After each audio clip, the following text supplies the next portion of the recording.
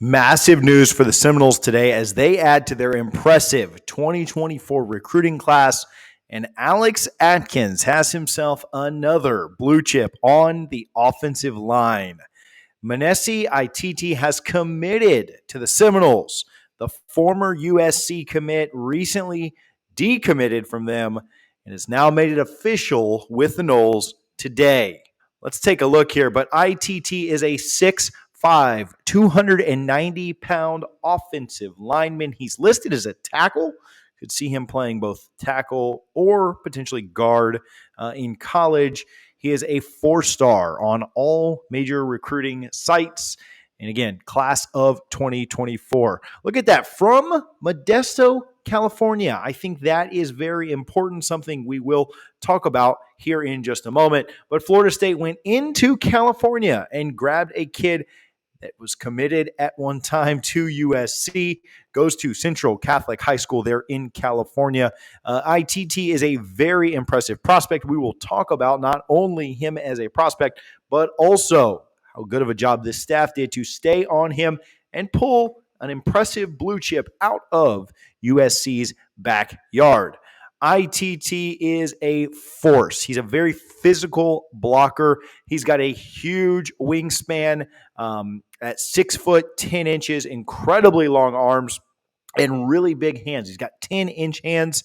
He posted a 4.91 second short shuttle at the Under Armour's Los Angeles Regional. He gained over 30 pounds over the last year and is still very much developing physically. He's a little bit of a raw prospect, but he's got a ton of upside. And I know that Alex Atkins is very excited to get his hands on such a talented kid. Development is huge at Florida State University, and so is scouting. Atkins' evals have always been nothing short of elite. We'll talk more about that in just a moment. Physical kid. He's the 12th best offensive tackle in the country, according to 247. On 3, he has him in the top 20 as well. Has all the tools needed to be a starting lineman at the Power 5 level. Florida State loves this kid. They were doing a really, really good job with him at one point, kind of fell out at another point, but are now back in it, now have the commitment from Itete. I think that this is a huge get for the Noles as they add to an already very good offensive line class, but now I think this is teetering on the brink of great, and that is now a few classes in a row that you can probably say that about. Kid that does finish plays, great motor, continues to work, continues to move his feet, very physically gifted, very strong. Again, wingspan, hand size, length, athleticism, all those things he was gifted with, but he does an extremely good job of not only being physical, using those God-given talents, but he is an absolute workhorse as well. Somebody that I think Florida State not only likes the physical gifts that he's got right now, but also loves how hard he works. Kid is nothing short of a star. There's a reason he's a blue chip. There's a reason that Florida State was so hard on him earlier in the cycle. There's a reason they didn't give up even after he committed to Southern Cal. Florida State had a lot of momentum with Itete before he visited USC earlier this summer, but that visit did change a lot of things for him. And I think he rode a little bit of that visit high and committed to the Trojans shortly thereafter. Florida State fans, I think at that time, just kind of wrote that off as a loss that maybe made sense because he's a West Coast guy. And folks thought, well, you miss out on a West Coast guy that was going to be hard to pull because of USC and some of the Pac-12 powers anyway. And maybe you just write that off and say, we'll get him next time. But Florida State staff didn't do that, right? And there were some narratives and there were some rumors. And folks were saying wild things like Atkins had lost it or whatever other garbage or nonsense they wanted to spew. But that certainly wasn't the case at all. And Florida State staff obviously is not going to listen to the few Twitter rants or a few YouTube comments from upset or angry fans about a kid committing elsewhere.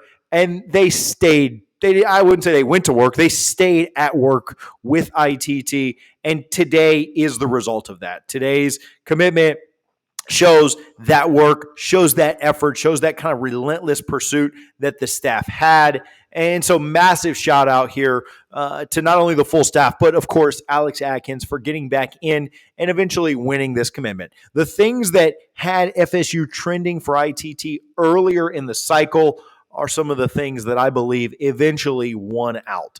Florida State's realness, Alex Atkins's track record. I think some of the negative recruiting that people do for Atkins, saying that he's going to be gone in X number of years or months or what I think all of that eventually wears off. And what you've done, the work that you've put in, talking about Alex Atkins, talking about this staff, eventually is what shines through.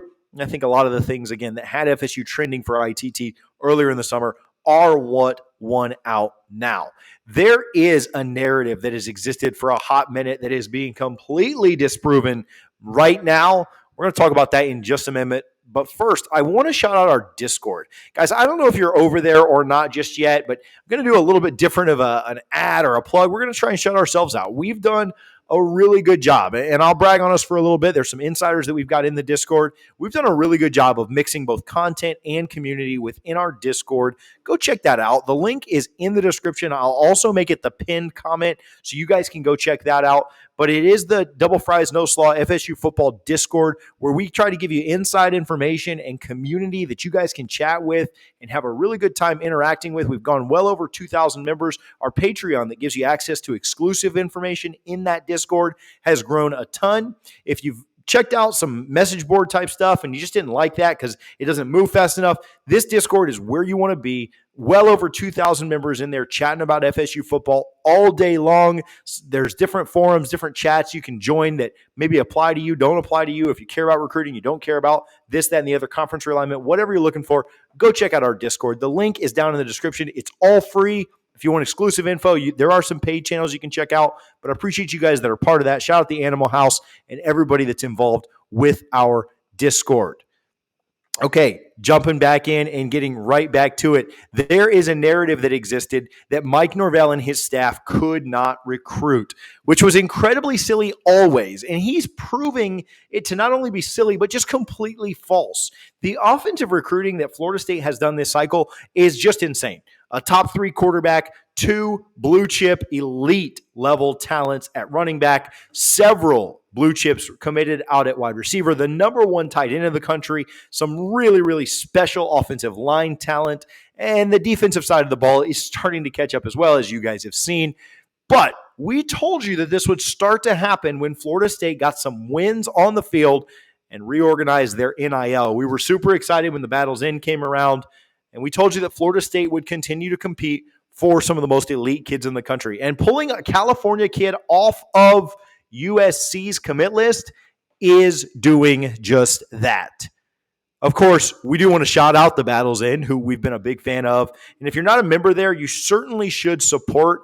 They're doing a great job of telling the stories of FSU football and really taking care of our athletes, making, I believe that what the Battle's End is doing with our current athletes is certainly setting a stage for kids that are considering FSU, because they know that they will have opportunities once they get to Florida State. And so shout out to Battle's End. If you haven't joined there, go check them out, thebattlesend.com. Support FSU football, FSU athletics by signing up there.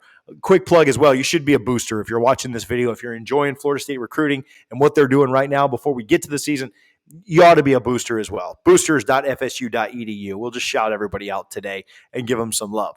ITT joins Daniels and Ty Hilton in this 2024 recruiting class on the offensive line. And again, Atkins' evals are always elite. They should always be trusted. And what he's done with this offensive line room at Florida State is something that is honestly ridiculous. We spoke with David Hale about it a couple of weeks ago, and Florida State's offensive line was not only one of the worst in the ACC when Mike Norvell and Alex Atkins and staff got here, but it was one of the worst in the country, in the Power 5 ranks at least.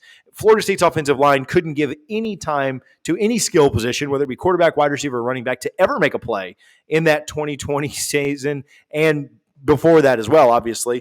And I think that what they've done to turn around to not only be now one of the best in the ACC, but they're being called one of the best in the country with a lot of young talent that we're not even going to see on the field this year that is being developed for the future. I think it's remarkable, the turnaround there at offensive line. And again, give Alex Atkins his flowers, give this staff their flowers for what they've done to truly turn that position group into one of the biggest liabilities in program history, into one of the biggest strengths. Again, a top 10 offensive line heading into this 2023 season. And we only anticipate that gets better with the young guys that Florida State has brought in, with the success that the Noles continue to have in the transfer portal at that position.